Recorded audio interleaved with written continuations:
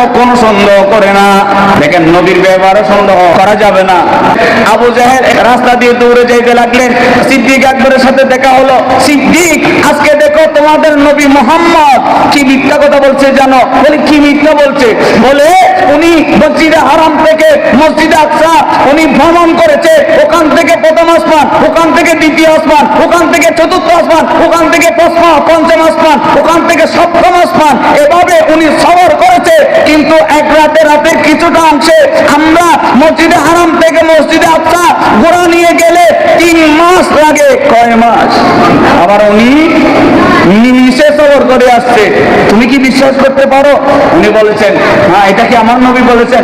বলেছেন, ও আল্লাহ, আল্লাহর কসম, আমার নবী যদি বলে থাকে আমি সিদ্দিক বিশ্বাস করে নিল।